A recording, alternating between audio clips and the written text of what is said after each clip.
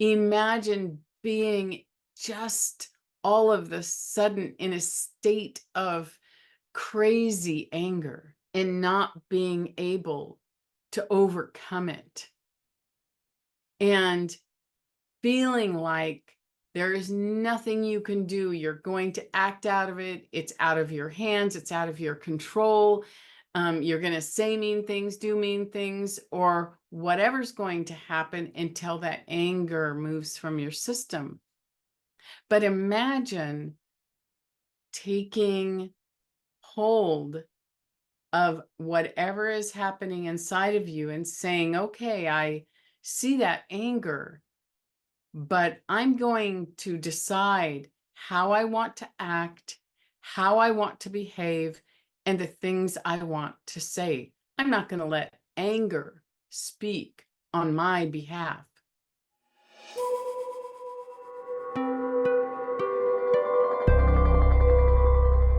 And this goes forth. You can use this thought process for every emotion, every desire that just comes up, every single decision you make, that you take back the reins of your life and say, I'm in charge of it.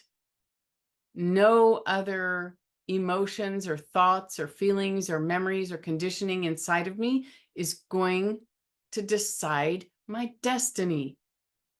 I am.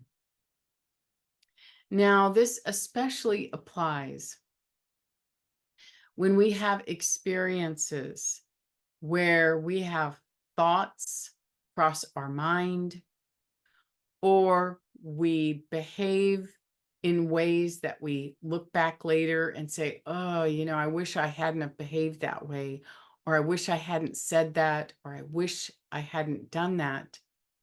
And yet, in looking back, we also feel that we didn't have any control over it, that it was just an extremely impulsive, reactive, automatic response.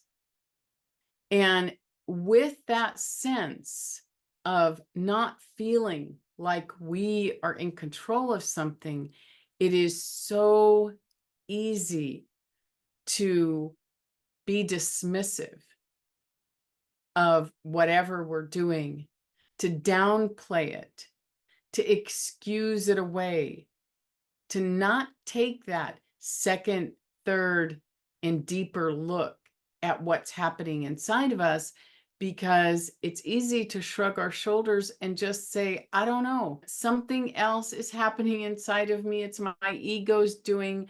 I don't know why I said that or why these thoughts came to my mind. Well, again, the ego is holding a lot of feelings, thoughts, and a whole program of information so that it stays in control of you. And at the same time, it's keeping information from you. It's also simultaneously telling you that it would be fruitless to try to seek that information. That in fact, that information is actually inaccessible to you. Can you imagine? This is what is going on inside of every single person. It takes patience. It takes dedication and discipline and desire and curiosity and a willingness to do this work to change the way we operate in the world and to change our own karmic destiny. So the ego loves any place where you're saying, I'm confused, I don't know, I can't help it, it was beyond my control. It's really important to remember this. The ego claps and says, yay, That's right. It is beyond your control. Don't worry about it. Maybe as you're here and you evolve on your path, it'll just stop. But that's not the way the path works. The path works because we bring an eagle eye attention to every nuance and detail inside of us. It works because we put intention to our healing. It works because we work with every single part of our path and every single part of ourselves. It works because we make this incredible commitment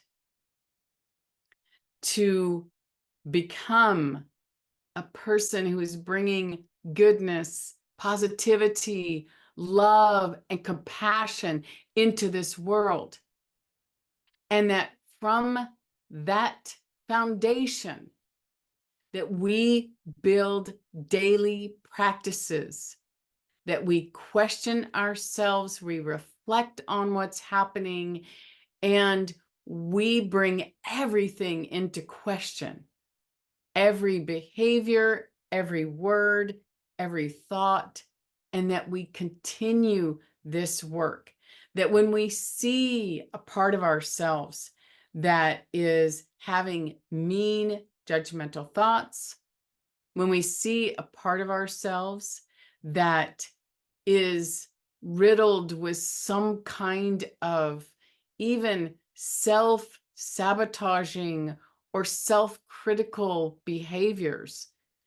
And if we see a part of ourselves that's acting out in a certain way, it is not going to work just to say, oh, well, this is me and I see it's me, so that's good enough. No, if you're going down this road and you're thinking these thoughts, then your ego has hijacked your path and is now in charge. This isn't going to help you. You are not going to get where you thought you wanted to be. You have to take the reins back. You have to take charge of your path.